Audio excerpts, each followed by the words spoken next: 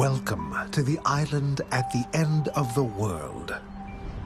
This is Svalbard in Norway.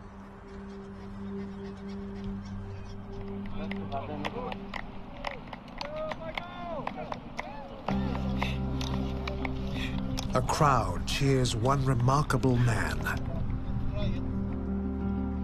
Michael Haddad is a United Nations Goodwill Ambassador for climate action. He is also something of a walking miracle. Using state-of-the-art exoskeleton technology and old-fashioned crutches, Haddad from Lebanon faces a daunting challenge. Haddad is making a 5-kilometer walk for a special cause. His destination, the Svalbard Global Seed Vault, the world's largest seed storage facility. So on my mission, I carried 12 seeds from my region to deposit it in Svalbard. And I'm doing it for two things. One, for science, because we need to advance the related technologies for people with similar injuries. Two, it is related to the climate emergency and the food security. We as humans are under stress. The world is struggling to feed itself. Climate change, water scarcity, and dwindling energy resources are straining the global food system. How much more arable land would be needed to feed a growing global population? How will food of the future be grown and consumed? And with the volatility and turmoil happening around the world, how can nations secure enough food?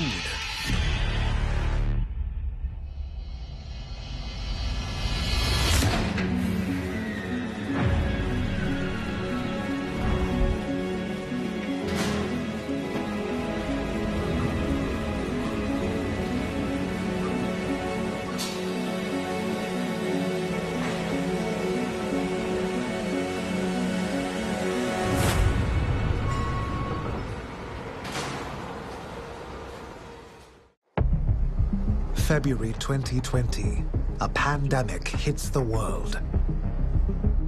Along with a health crisis, global supply chains come under stress. In Singapore, panic buying hits the supermarkets. The country's prime minister is quick to react. We have ample supplies. There's no need to stock up with instant noodles, or tin food, or toilet paper.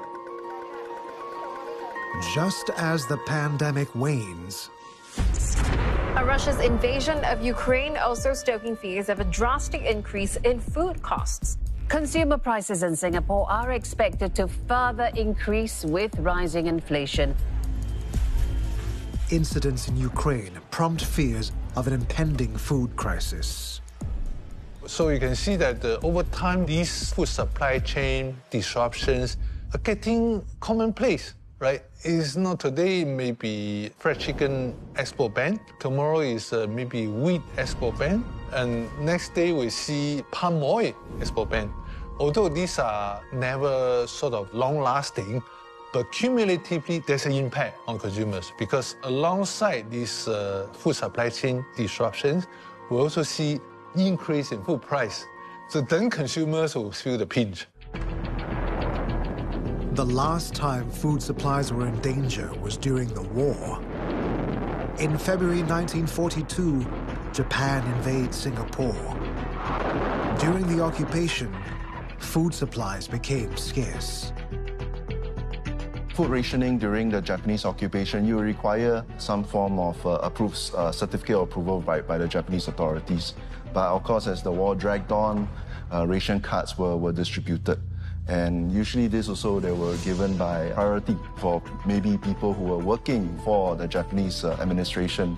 So by the time it gets to the bulk of Singapore at that point in time, there probably wasn't that much, and that's why people had to go to the black market. It must have been a fine sight to see British and Empire troops in the streets of the city again. Food rationing continues even after the British return. the colonial administration also rolls out new schemes designed to address chronic food shortages and malnutrition.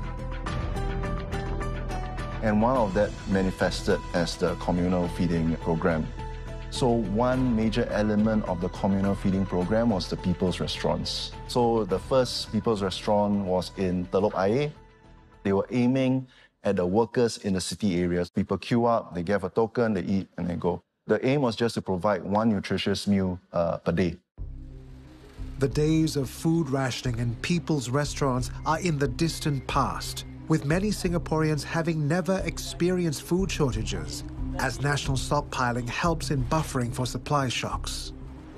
At the start of the pandemic, one man posted a short and reassuring message to his fellow countrymen: enough rice for Singapore.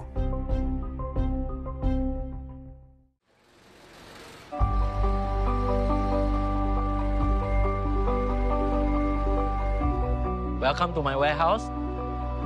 As you can see, this is the golden rooster, high fragrant rice. Then you can see fresh rice is the organic brown rice.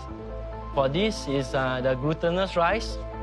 Some rice from Vietnam, it's the Vietnam jasmine rice. And some of the rice are even from Japan. So all in all, we have about 20 plus variety of rice in our warehouses.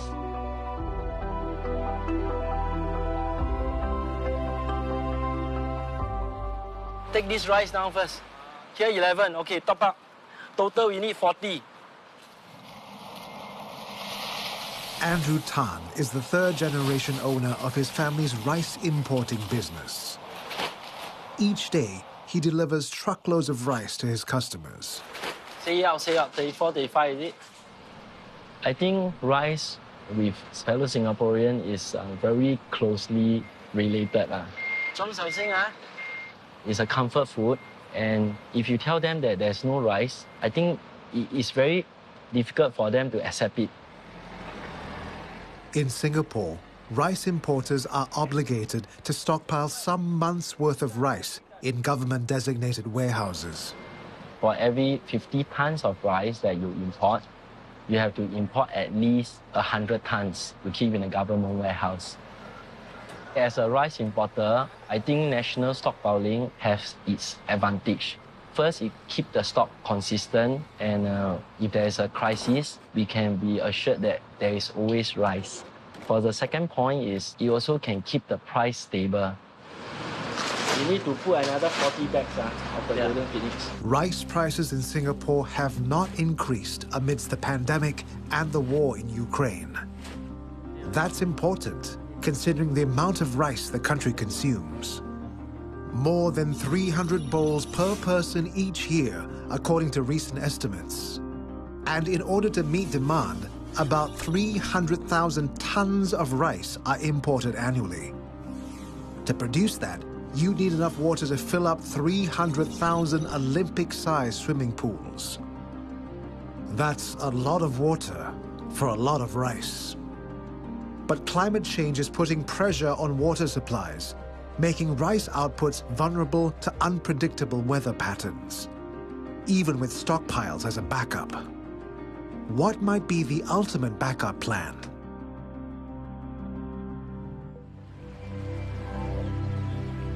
Halfway between mainland Norway and the North Pole is a town in the middle of the Arctic wilderness, known as Longyearbyen, in Svalbard. There has been a coal mining society from more than 100 years ago. And before that, trappers and hunters were using these islands for hunting reindeers, even polar bears. Also, this island is then hosting the Svalbard Global Seed Vault. The seed vault contains 1 million samples of seeds from every corner of the world.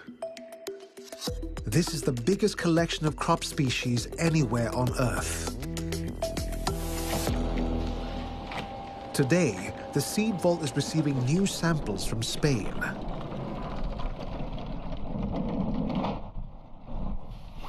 Asmund Asdal is an agronomist. That's an expert in the science of soil management and crop production. He's also the coordinator of the Svalbard Global Seed Vault. The seed vault concept is that gene banks all over the world are invited to store copies of the seed samples they have in their own collections here. Plant genetic resources in seeds are valuable resources. If they get lost, they are lost forever. When civil war erupted in Syria in 2015, most of the country's seed banks were destroyed. Luckily, they had deposited 116,000 samples from Aleppo in the seed vault. We sent seeds from here back, not to Syria, but to units in Lebanon and Morocco, and they established new gene banks there. And this was a very good example of the importance of having the seed vault and also the importance of gene banks to secure their seeds in more than one place.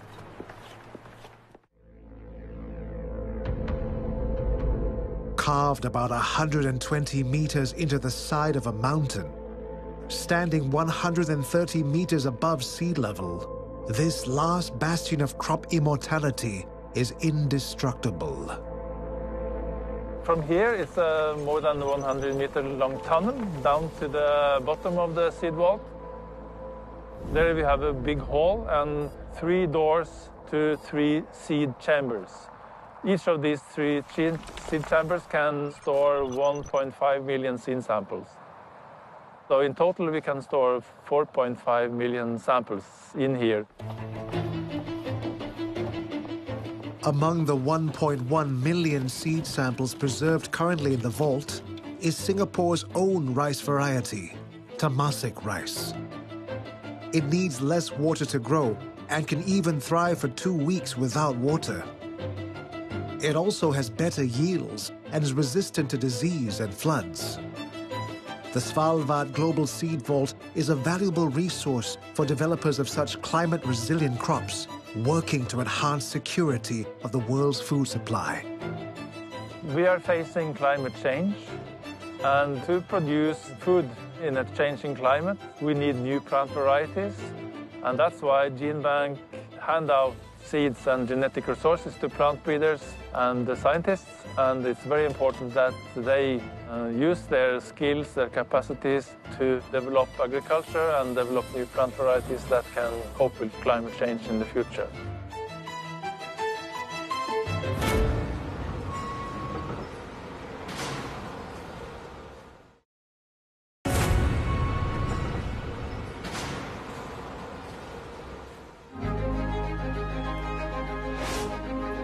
Singapore, highly urbanized and one of the most densely populated cities in the world. Land is a resource that's perpetually in short supply. But the city wants to grow more to boost the nation's food security. It must do so with as little land as possible. In fact, today, we are using 1% of our land, or less, to produce less than 10% of food. If you want to push the ambition to actually produce 30% of your food, your nutritional needs, by 2030, we need the work to work with different stakeholders to make that happen. That stretched ambition, commonly known as 30 by 30, is Singapore's recently embarked upon plan to boost agricultural production. A largely rural suburb on the island could play a key role in achieving that ambition. In the 1950s and 60s, Lim Chu Kang was the agricultural center of Singapore. A new master plan seeks to transform the area. It offers clues to what the future of agriculture in the city might look like. The idea is to build facilities where multiple farmers can share resources, like water and electricity. There's also circular economy principles in play, so waste is recycled and reused. Even for the entire broader Lim Chu Kang space, we are looking at productivity levels of 10 to 15 times of what we need today. Again, this is a long-term project that we're embarking on, but the seeds, so to speak, needs to be sown today. And hopefully, that will also attract young Singaporeans to join this entire sector. At present day, near Lim Chu Kang, a group of young Singaporeans are already working on ideas for farms of the future. Aqualita builds infrastructure to farm fish in small spaces. Systems developed here could be applied at Lim Chu Kang when the master plan comes into fruition. We have pioneered this recirculating aquaculture system, RAS, which we have shrunken down into a 20-foot container. So everything that you see in a fish farm is found in this small little shipping container. So currently in the system, we are breeding an Australian fish called the jade perch. So the jade perch is roughly about 300 to 400 grams upon harvest. So based on that, we can actually breed an estimated up to 4,000 jade perches in a single RAS system. Operations at this fish farm are almost entirely automated. My job is basically to integrate the mechanical and automation systems together to create a remote access and control system so we can minimize the manpower required on site at any given time and to look after and watch the fish. Container fish farming has many merits for land-scarce Singapore. And it's modular, which makes it highly scalable. This is the 6-in-1, the scaled-up version of it. So basically, in this system, we have 6 fish containers and 1 central filtration system. So in this system, we estimate we can grow up to about 10,000 kilograms of fish, much more than we can do in our single standalone container. We hope we can demonstrate to traditional fish farmers that it is possible to incorporate technology and maximize and improve their farming methods. So I actually have a mechanical engineering background, but at home I have a personal passion for marine life. So I thought aquaculture is the perfect avenue for me to merge these two parts of my life together. And I believe working in this sustainable technology space, aquaculture gives me a lot of opportunities and there's a lot of potential for growth in this sector. And I would like to be a pioneer to create a more sustainable future. Urban farms are in bloom in Singapore. They are seen practically everywhere, from rooftops to factory spaces. It coincides with a push by the government to grow local, to make food supplies in the city more resilient and less prone to supply chain disruptions. One Singaporean farm, tucked inside an industrial complex, harvests enough produce to supply over 50 stores across the city. Ray Po had been working and living overseas for 15 years before placing his bets on a fast-growing agricultural sector at home. I was in the casino gaming industry before becoming a farmer. I wanted to have a different change in scenery for my working life, and I thought to do something that's more towards green industries, and that's where I looked at sustainable industries and stumbled upon hydroponics. Besides baby spinach now, we're doing red baby kale.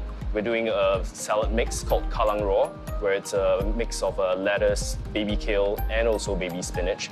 And we have another range of herbs. So per week, we produce about 200 to 250 kgs of leafy greens and herbs. So the main thing is that I didn't think that we needed to reinvent the wheel. And whatever machines that we need, I believe that it's out there in the market. It's just that how we adapt it to our usage within the farm. And that's where I looked at different types of industry, whether it's things like F&B machines, or is it more catered towards the chemical or pharmaceutical industries.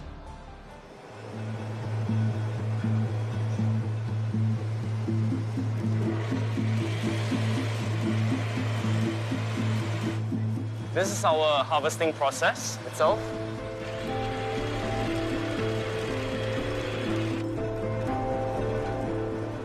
So we wanted to automate the process. That's why we bought a conveyor separately and assembled it together with the harvester. Whereas for the sorter itself was meant for the pharmaceutical industry, and we wanted to sort out the bigger leaves from smaller leaves. So that's why we decided that this was something that could help us.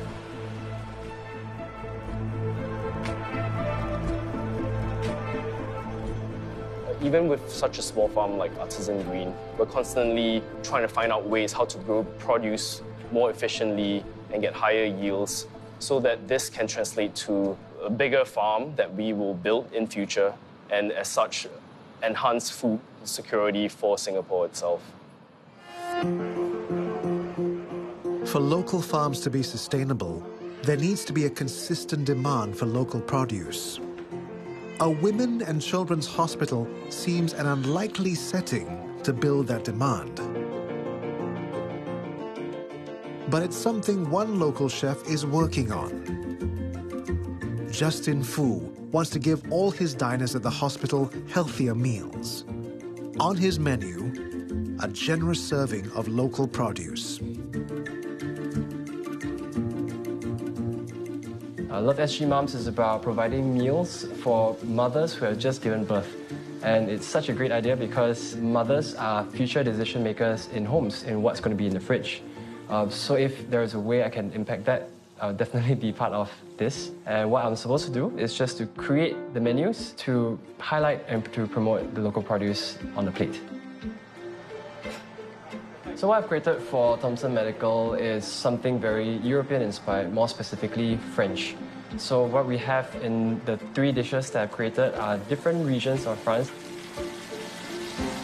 First one is sea bass that's done in a very Provençal manner, very simple, lots of vegetables, very colorful, and it's just seared and served with a pistou sauce. Another dish that I've created was a fish pie. We're using the same fish that we have used also a lot of locally grown mushrooms, and that gives such a meaty texture to the dish as well. And the last dish is a shashushka, which is baked eggs in beans.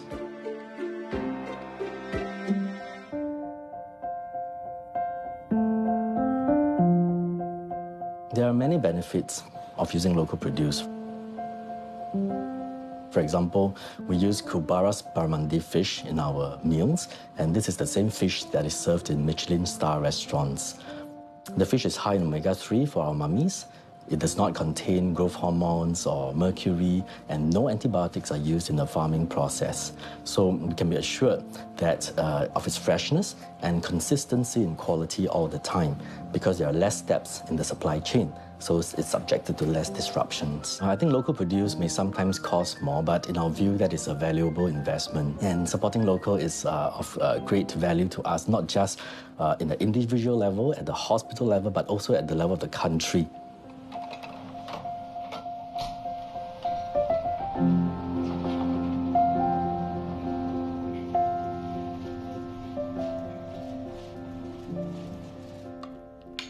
It's really very nice. The taste and everything is really fresh. The vegetables, you can really feel the freshness of the vegetables. The kale, super crunchy.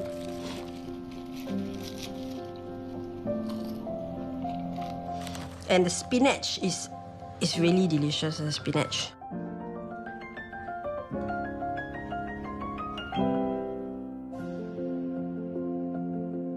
I think throughout the process of this project, it gives me a lot of insight and appreciation.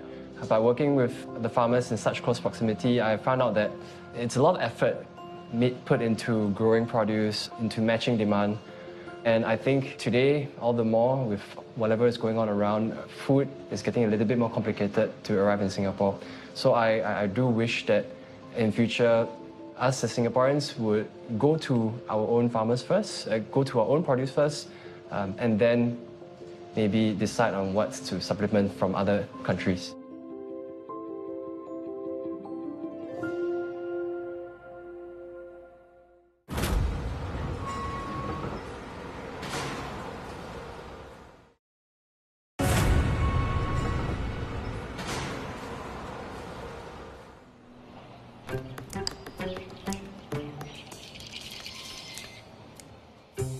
It's Sunday morning at Fengshan, a neighborhood in the eastern part of Singapore.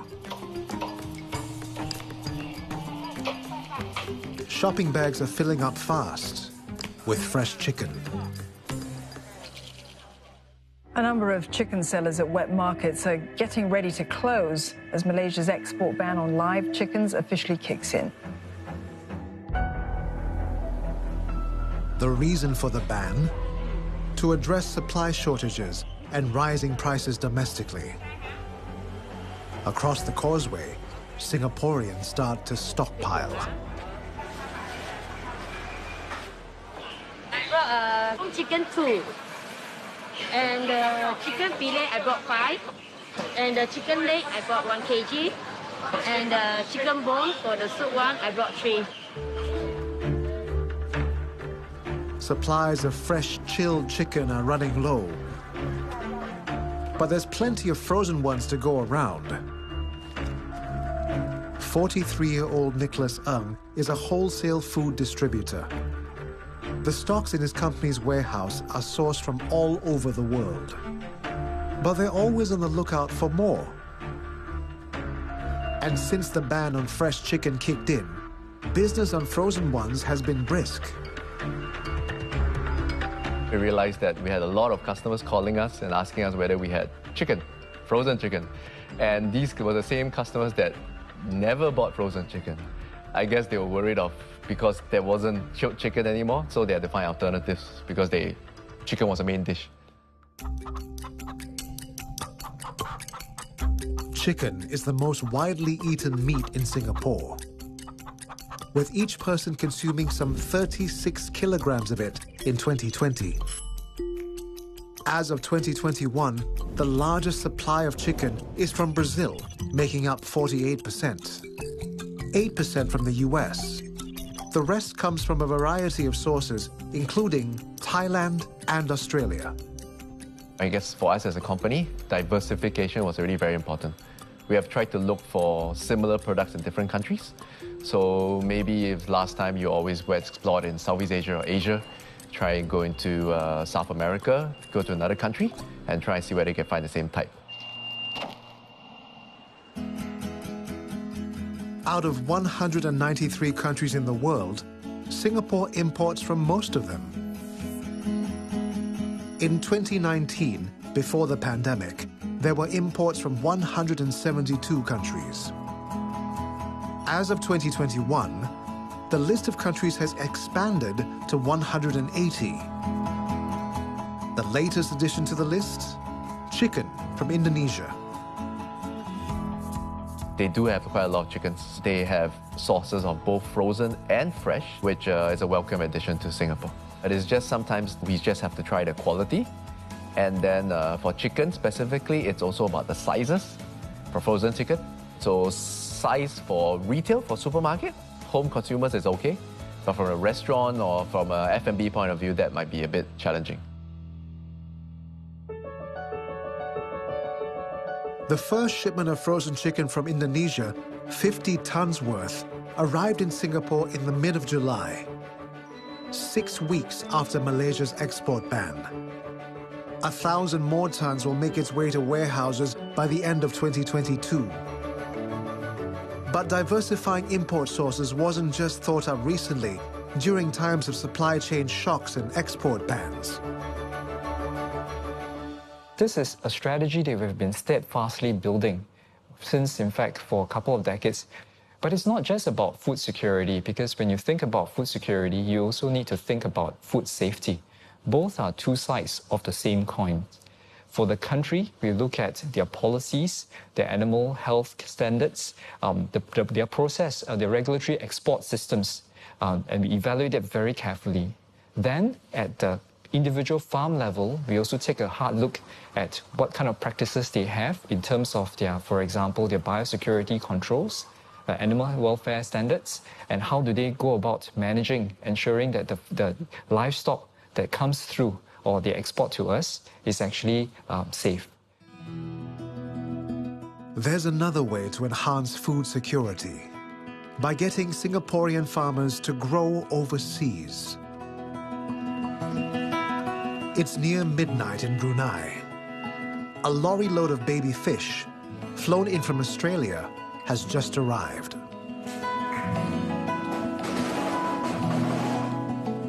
The team must work quickly to transfer them into tanks serving as their nursery.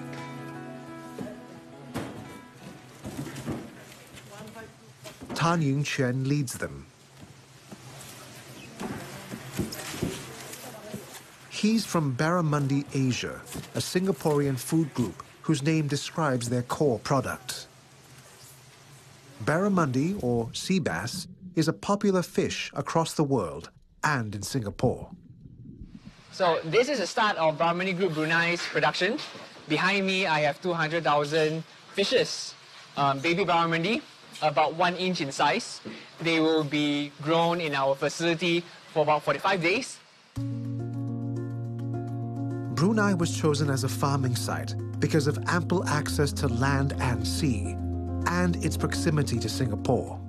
We currently operate in 3 locations, Singapore, Brunei, and Australia. We're integrated because we can control the entire supply chain, all the way from the seed stock where we have the larvae, to the nursery, sea farm, as well as processing capabilities and end-to-end, direct consumer sales. That's happening in Singapore, and we look to export these capabilities and set them up in Brunei and Australia too.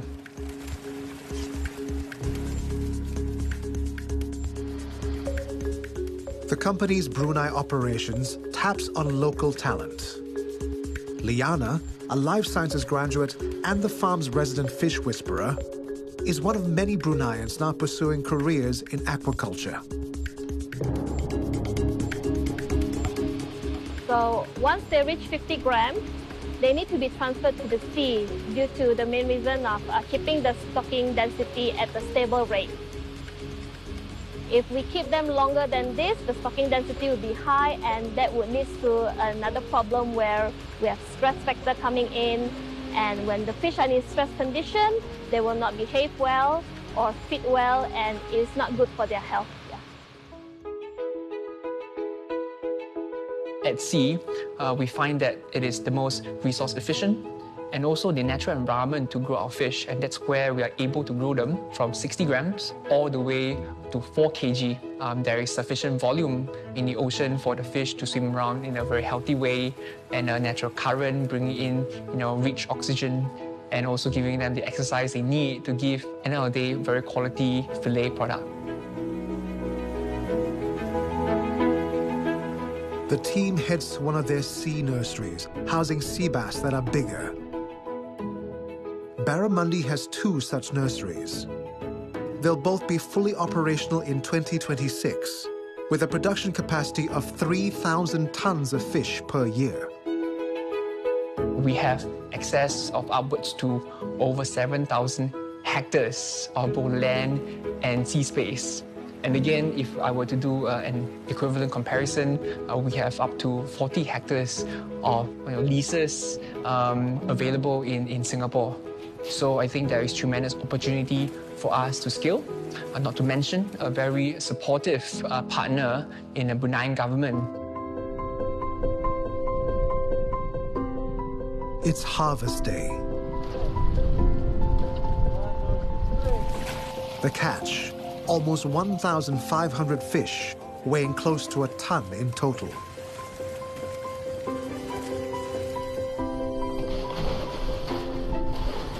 They're frozen, processed, and packed. These fillets will reach Bruneian stores in 12 hours. They'll arrive in Singapore in a day by air, or about 3 days by sea. It is still a young, fast-growing aquaculture industry. Our team is enthusiastic, very inspired, putting a lot of hard work for the past 1.5 years to really grow barramundi in Brunei. We hope that more can join us in the industry and make it a significant economic contributor to also support, I would say, food security for Singapore, Brunei, and also across the region.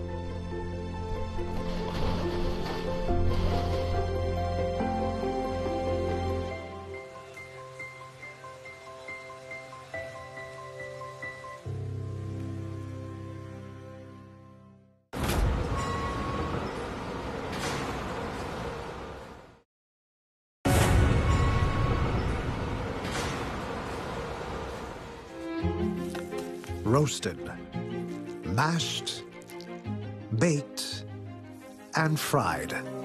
Potatoes are a staple for some and a favorite of many. They're also a highly efficient crop, producing more food per unit of water than any other major crop. But climate change has hit potato farming hard.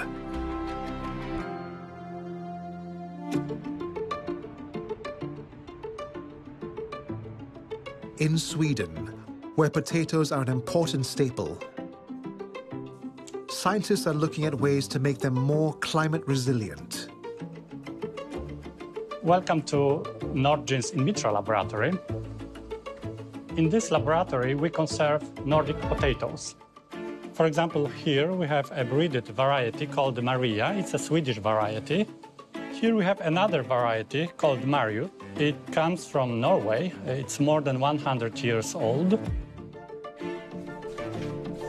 Nordgen is short for the Nordic Genetic Resource Center. And it has a vast library of potatoes. About 95 varieties are kept here in these test tubes at a constant 15 degrees Celsius. Each carefully studied to discover and preserve their genetic characteristics. They can contain very important genes, like genes that are responsible for drought tolerance, resistance to diseases, or, for example, cooking quality.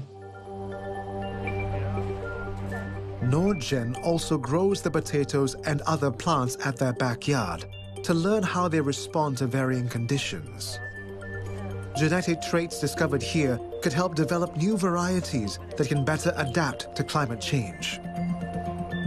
There might come new pests, it might be more drought, but here you find resistance towards some of these, challenges that are in the future. And we also grow the potatoes to get potatoes, and then we distribute that to both farmers, but also to the research community. Things are changing, not just for us humans, but also for the plants. And plants are so important. You just think of it.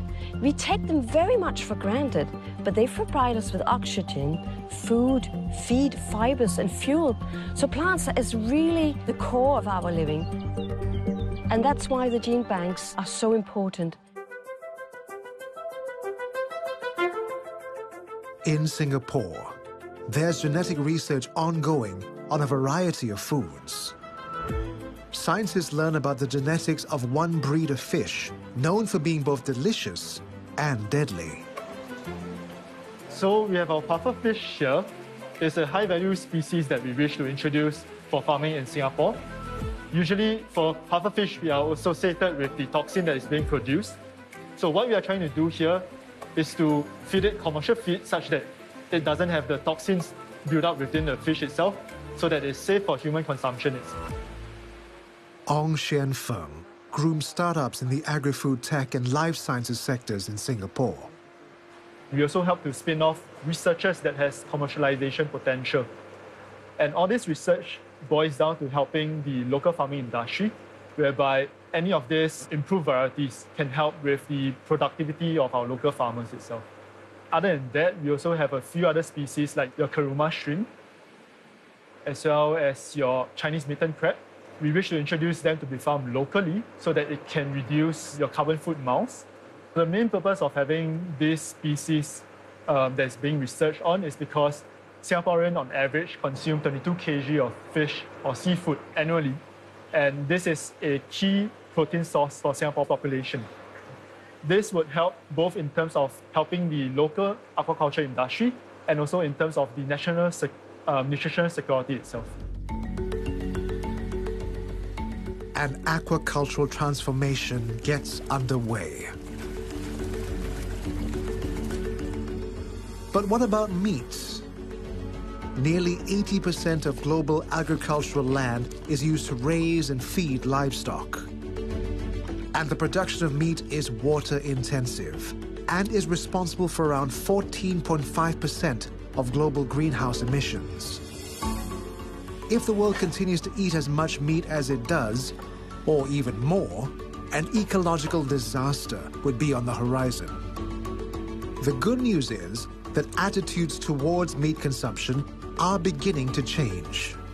Interestingly, we do notice that Singaporeans are increasingly a lot more environmentally conscious, a lot more sustainable in the way they choose to eat. And that is why in 2020, Singapore became the first country globally to give the regulatory approval for cultured chicken meat in Singapore.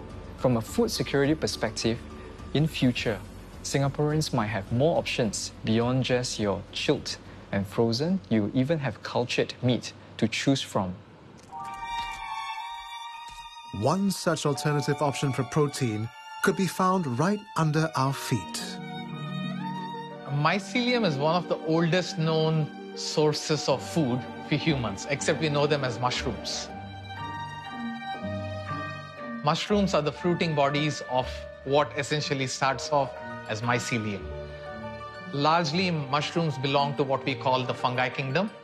There are a lot of edible mushrooms, there are a lot of poisonous, inedible mushrooms. What we are doing at Mycovation is we are working with edible mushrooms and mastering how to grow the mycelium, the root system of these mushrooms, in a laboratory food-grade environment and transforming it into an alternative protein. Mycovation cultivates mycelium using liquid fermentation in a laboratory setting. After 3 to 8 days, the mycelial biomass is separated from the fluid, dried, and used as an ingredient in protein-rich foods. So what plant-based food providers do, to be able to replicate the taste and texture of meat, they have to engage in a lot of processing of that food. What Mycovation is doing is we are solving that problem by offering mycelium as an alternative protein source that is flavorful, has this natural mouthfeel and texture similar to that of meat, and has a nutritional profile matching that of meat.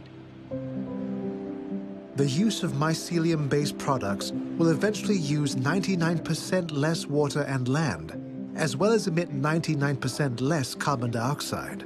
That would mean much less land and water used to produce plant-based chicken or beef, which is currently produced from soy or wheat.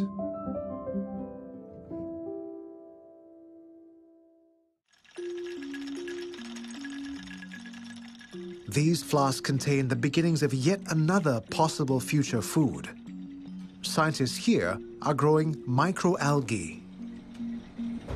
The very broad difference is that we talk about two different kinds of algae, and the ones we call macroalgae and the other ones we call microalgae.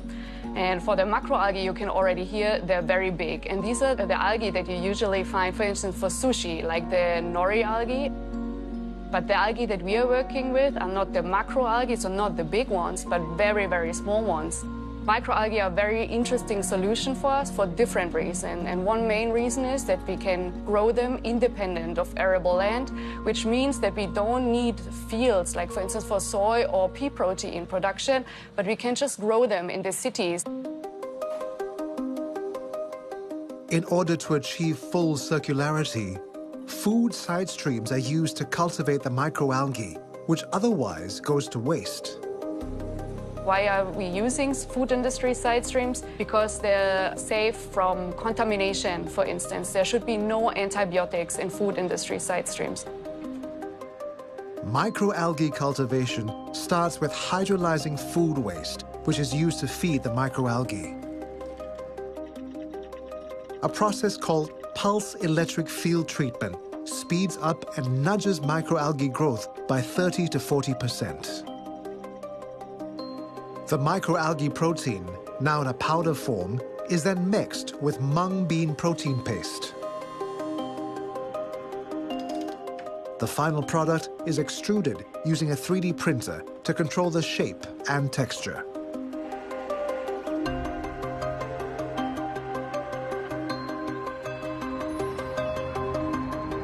It's really nice because actually we make a high-value product out of a low-value product or a product that would be dumped. Climate change is picking up since a lot of years now. And if we want to foster change, if you ask me, we should implement it on our plates now.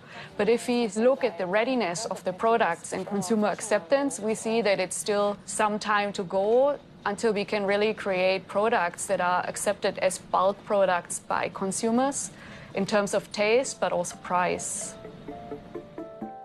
An agricultural revolution is gaining momentum, making the production of food more efficient and supplies more resilient.